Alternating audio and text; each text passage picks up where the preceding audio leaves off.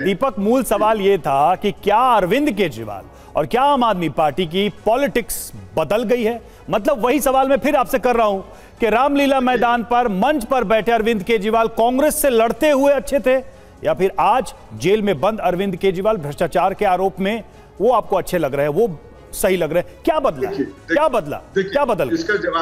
इसका जवाब यह है कि केजरीवाल जी ने कांग्रेस के ऊपर आरोप लगाया। आरोप कोई किसी के ऊपर भी लगा सकता है, लेकिन केजरीवाल जी ने एक भी आरोप कांग्रेस के ऊपर साबित नहीं कर पाए। इसको बड़े लहजे पे देखिए तो मोदी जी पूरे देश के विपक्षी नेताओं को भ्रष्ट, करप्ट और भ्रष्टाचार। शीला दीक्षित की सरकार भ्रष्ट थी या नहीं? केजरीवाल ने खुल्लम खुल्ला कहा था भ्रष्ट थी। केजरीवाल जी ने साबित नहीं कर पाया, इसलिए वो कांग्रेस के साथ भी आ गए और इंडिया तो तब झूठ बोल रहे थे आप, ये कह रहे हैं? सुनिए, आप ये कह रहे हैं कि तब झूठ बोल रहे थे केजरीवाल? आप झूठ बोल रहे थे या नहीं बोल रहे थे वो दूसरी बात है, लेकिन आज के परिप्रेक्ष्य में देखिए नरेंद्र मोदी जी पूरे देश के विपक्षी नेताओं को भ्रष्टाचारी बताते हैं, लेकिन इनका शुभेंदु अधिकारी को इनका माथे का मुकुट बन जाता है।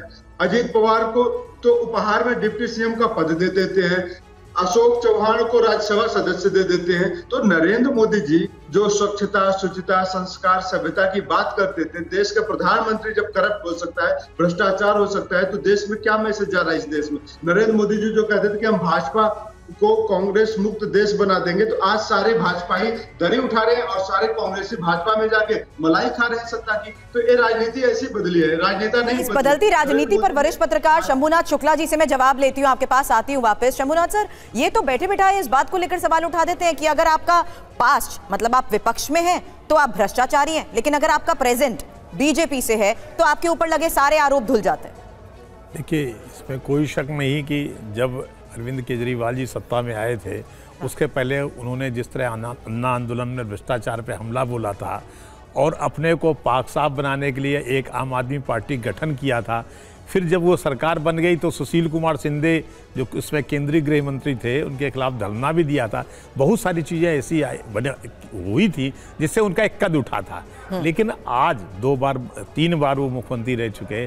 आज जिस तरह से अभी राजकुमार आनंद ने इस्तीफा दिया है और जिस तरह जो बयान आरोप लगाए हैं, उससे उनका राजनीतिक कद थोड़ा डाउन हुआ है। अभी जब वो खुद गिरफ्तार हुए थे तो ये बाकायदा उनके आरोप में एक सच्चाई थी, चूँकि वो विपक्ष में है, इसलिए केंद्र की भाजपा सरकार उन पर इस तरह के इल्ज़ाम लगा के उनको फंसाने की कोशिश कर रही है, ताकि दिल्ली में या पूरे देश में जो आम आदमी पार्टी का वोटर है वो भयभीत हो जाए।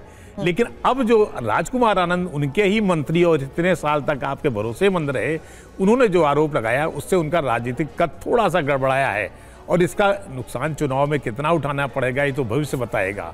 पर इसमें कोई शक नहीं कि जो सत्ता में होता है वो अपोजिशन पे इस तरह के आरोप पहले भी लगाता रहा है और हमले भी ईडी, सीबीआई या दूसरी एनआईए, तमाम सारी एजेंसियों की तरह हमले करता रहा है।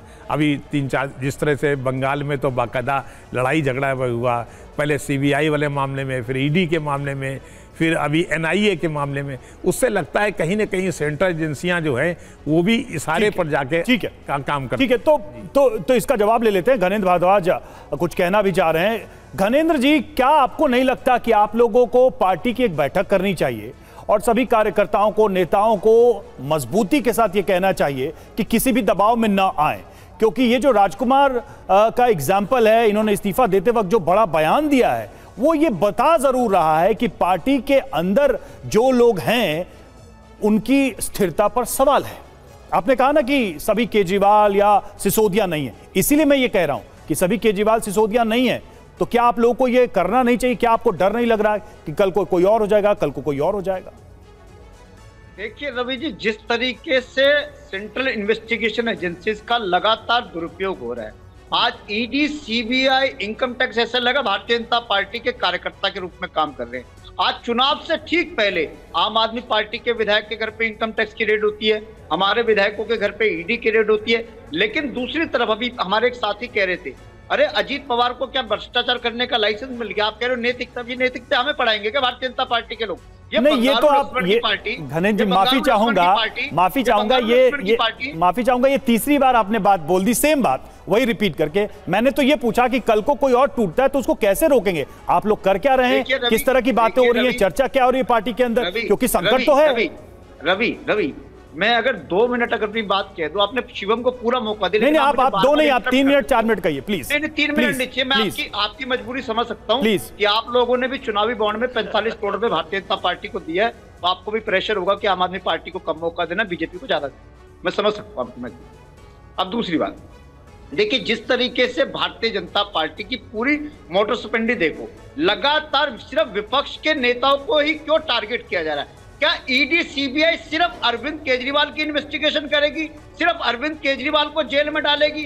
क्या ईडी सीबीआई नवीन जिंदल को जेल में नहीं डालेगी? क्या ईडी सीबीआई अशोक चौहान को नहीं डालेगी? क्या ईडी सीबीआई प्रफुल्ल पटेल को नहीं डालेगी? क्या छगन भुजबल को नहीं डालेगी? क्या मुशर्रफ हसन को नहीं डालेगी?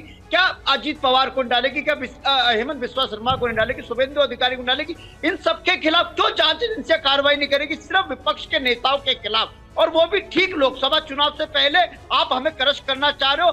कल हम बार बार कहते थे कि भारतीय जनता पार्टी हमारे विधायकों को तोड़ रही है, हमारे विधायकों को पल्लोबंद दे रहा है। अब तो कल तो सबूत सामने आ गया कि भारतीय जनता पार्टी ने ऑपरेशन लोटस चला के हमारे मंत्री को तोड़ लिया। ये तो पता चल रहा है कि अरविंद केजरीवाल को जेल की सलाखों के पीछे डालने का एक ही मकसद था कि अरविंद केजरीवाल को जेल की सलाखों के पीछे डालो, दिल्ली की सरकार खत्म कर दो, पंजाब की सरकार खत्म कर दो, आम आदमी पार्टी को तोड़ दो, आम आदमी पार्टी के विधायकों को तोड़ दो, खरीद लो। अब तो आगे सबूत ये जो बात आप कह रहे हैं ना सर,